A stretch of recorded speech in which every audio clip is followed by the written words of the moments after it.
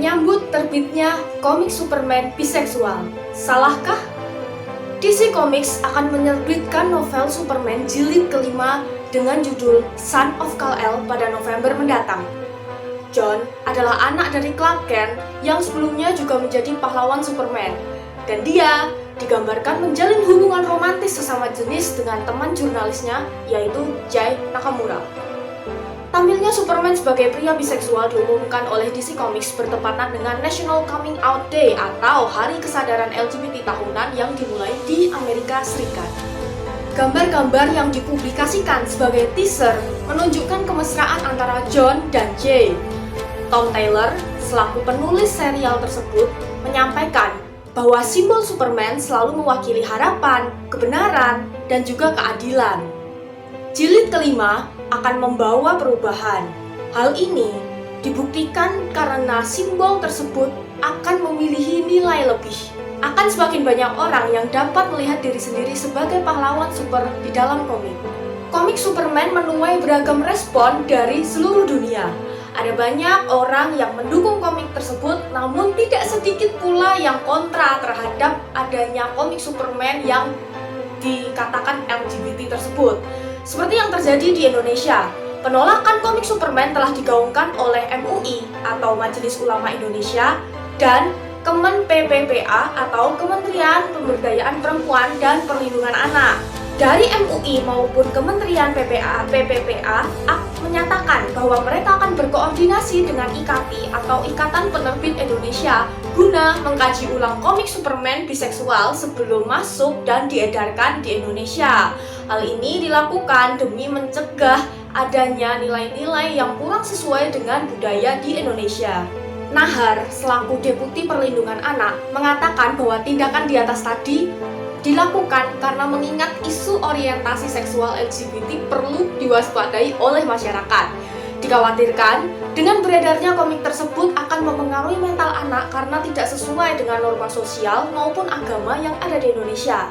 Permasalahan komunikasi terletak pada anak yang membaca komik tersebut dan menerima pesan yang kemudian terinternalisasi di dalam dirinya. Nahar menegaskan bahwa perlindungan anak dari paparan konten yang dinilai rentan akibat buku yang tidak ramah itu merupakan hal yang penting. Dilihat dari sudut pandang etika, permasalahan komunikasi tadi tergolong etika deontologi. Hal ini dikarenakan karena anak membaca komik Superman biseksual akan dianggap terpapar pengaruh buruk karena ia tidak sesuai dengan nilai sosial maupun norma sosial atau agama yang ada di Indonesia tadi. Sejalan dengan deontologi yang menekankan bahwa kewajiban untuk bertindak baik tanpa mengaitkan tujuan dengan tindakan. Etika deontologi ini tertanam di hati manusia secara universal. Dalam konteks kasus ini, tertanam di dalam hati seluruh masyarakat Indonesia yang masih menganut budaya timur, di mana menganggap tabu segala hal berbau LGBT. Oke, sebelum masuk lebih jauh lagi, etika adalah ilmu tentang baik atau buruk. Ketika keyakinan-keyakinan etis di masyarakat dianggap baik dan diterima begitu saja di dalam masyarakat. Etika juga berarti moral, sedangkan etiket adalah sopan santun. Itu adalah dua hal yang berbeda, karena ketika etika membahas moralitas manusia dan menyelidiki tingkah laku moral. Dari segi aliran pemikiran etika, kita akan fokus pada teori wahyu di mana ketentuan baik dan buruk ini datang dari Tuhan.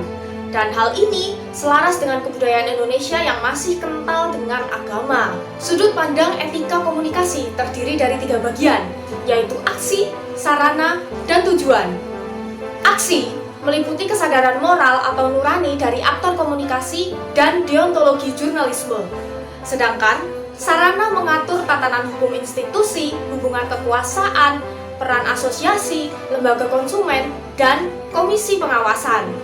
Terakhir, tujuan mengulas tentang nilai demokrasi, hak berekspresi, dan hak publik akan informasi yang benar. Berdasarkan permasalahan komunikasi di atas, dimensi aksi ini dapat terlihat dari penentangan yang dilakukan MUI maupun Kementerian PPPA terhadap terbitnya komik Superman biseksual. Keduanya sama-sama memiliki kesadaran moral dan nurani bahwa paham LGBT bertentangan dengan moral agama dalam budaya di Indonesia. Bahkan, Wakil Ketua Umum MUI mengecam komik tersebut karena dianggap mempromosikan gaya hidup LGBT. Pada dasarnya, MUI dan Kementerian PPPA hanya berusaha untuk menjaga harmoni masyarakat sesuai apa yang telah diyakini oleh mayoritas masyarakat Indonesia selama ini. Kemudian dilihat dari dimensi sarana, Kementerian PPPA sebagai lembaga pengawas dan MUI sebagai lembaga konsumen. Pemerintah melalui Kementerian PPPA berusaha mengatur media melalui hukum, mengingat adanya revisi Kitab Undang-Undang Hukum Pidana atau RKUHP pasal 421 ayat 1 tentang pencabulan yang disebutkan secara eksplisit soal perbuatan cabul sesama jenis. Kemudian dimensi sarana, yaitu undang-undang atau tata undang-undang yang berlaku mengantisipasi determinisme ekonomi, teknologi, konspirasi, disinformasi, manipulasi, dan alienasi publik. Sehingga dengan demikian publik tidak menerima informasi yang dianggap menyesatkan. Negara pasti mengalami dilema dalam perizinan pengedaran komik Superman jilid kelima tersebut. Di satu sisi, negara ingin agar campur tangan itu sesedikit mungkin demi terwujudnya demokrasi dalam kebebasan pers. Namun di sisi lain, negara juga harus menjamin hak publik akan informasi yang benar. Komik Superman LGBT tadi dianggap menyesatkan karena mengandung nilai LGBT yang tidak sejalan dengan budaya di Indonesia. Memang, tetapi di sisi lain, komik juga merupakan sarana hiburan bagi masyarakat dan demokrasi di Indonesia juga mengizinkan kebebasan kreativitas dalam berkarya. Artinya apa? Sebebas-bebasnya berekspresi, sebebas-bebasnya kreativitas, masih ada etika moral yang harus dipertanggungjawabkan. Terakhir, dimensi tujuan. Ini dimensi tujuan merefleksikan status, rasionalitas, dan legitimasi aktor komunikasi. Struktur informasi atau media massa, wacana, dan pendekatan etika juga tercermin di dalam kebebasan hak atas informasi. Komik Superman biseksual bisa diizinkan karena adanya nilai demokrasi pada media dan hak untuk berekspresi. Namun dari segi hak menerima informasi yang benar, bisa jadi mungkin komik tersebut kurang relevan dengan praktik budaya yang ada di Indonesia.